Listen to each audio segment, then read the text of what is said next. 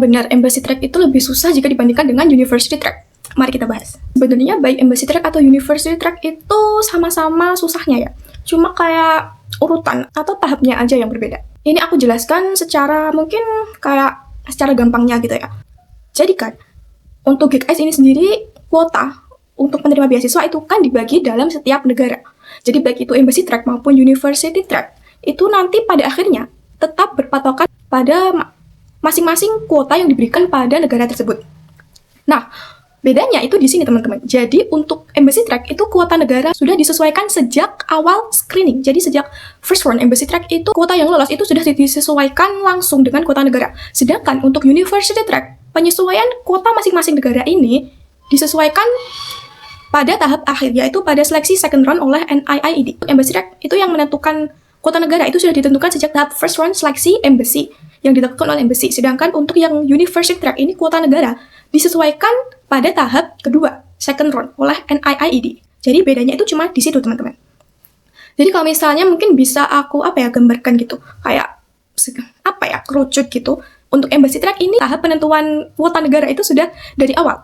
Karena kan embassy ada 3 ronde ya. Pertama ada seleksi first round embassy, kemudian yang kedua NIIED, yang ketiga ini baru seleksi universitas. Jadi kan dari awal itu kan karena kuota embassy sudah disesuaikan sesuai dengan kuota negara yang lolos first round itu. Jadi untuk tahap kedua NIIED ini tinggal menyeleksi berkasnya aja.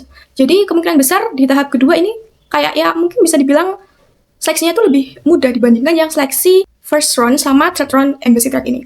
Nah, ketika second round ini biasanya NIIED cuma menyeleksi berkas kalian aja. Jadi selama berkas kalian aman, kayak persyaratan semua udah terpenuhi, terus kayak nggak ada pemalsuan atau hal-hal aneh lainnya, ini kalian kemungkinan besar bakal lolos ke third round, yaitu seleksi university. Ada 2 kemungkinan kenapa kalau misalnya kalian itu gagal di second round seleksi NIIED ini buat yang embassy track. Itu pertama, kalau kalian kayak nggak mengundurkan diri, itu ya ada masalah sama berkas kalian itu.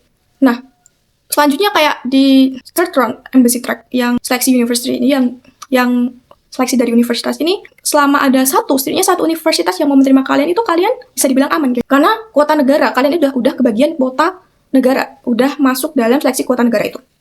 Sedangkan untuk university track, kalian itu di awal seleksi pertama itu seleksi universitas yang first round. Jadi ya kayak masih banyak banget universitas dan masih ada banyak aplikan yang universitas ajukan kepada NIIED. Nah, baru NIIED ini menyeleksi, memfilter lagi, menyesuaikan lagi kuota dari setiap aplikan untuk disesuaikan dengan kuota masing-masing negara mereka. Jadi seleksi second round university track ini bisa dibilang lebih ketat dibandingkan dengan seleksi first round-nya. Sedangkan untuk yang embassy ini dari seleksi first round ini udah ketat guys. Jadi kayak udah harus sesuai dengan kuota negara. Jadi NIIED ini nggak lagi menyesuaikan dengan kuota negara mereka masing-masing, karena dari embassy ini udah kayak gitu. Jadi case-nya yang aku lihat selama ini dari embassy Indonesia itu kayak gitu ya.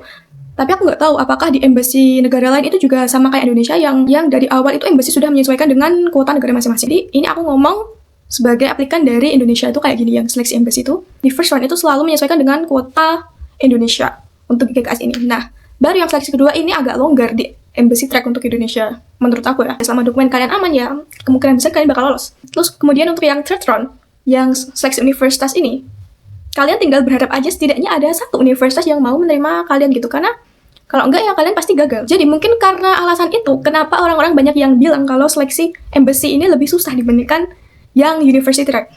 Karena dari awal embassy track ini kayak udah keketatannya itu ketat banget, kayak dibuat langsung, disesuaikan langsung sama kuota per negara. Sedangkan kalau university track ini kan yang nyeleksi pertama, pihak pertama itu masih universitas yang mereka nggak menyesuaikan dengan kuota negara tersebut.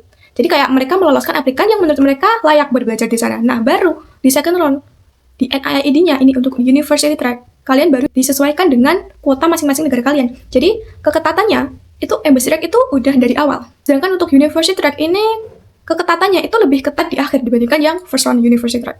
Oke, jadi ini terserah kalian guys, kalian mau pilih yang mana? Mau kalian pilih yang embassy track dulu atau university track dulu? Atau kalian mau coba embassy dulu, nanti kalau gagal mau ke university track, mau coba university track? Itu terserah kalian, karena kalian sendiri yang tahu kayak gimana strategi yang baik untuk diri kalian. Kalian yang tahu universitas mana, kalian yang tahu apa yang cocok buat kalian. Jadi mungkin informasi ini bisa bermanfaat buat kalian untuk menambah pengetahuan sama menentukan strategi dan jalur daftar kalian nanti. Oke, jadi aku harap ini bisa membantu kalian. Oke, jadi semoga membantu.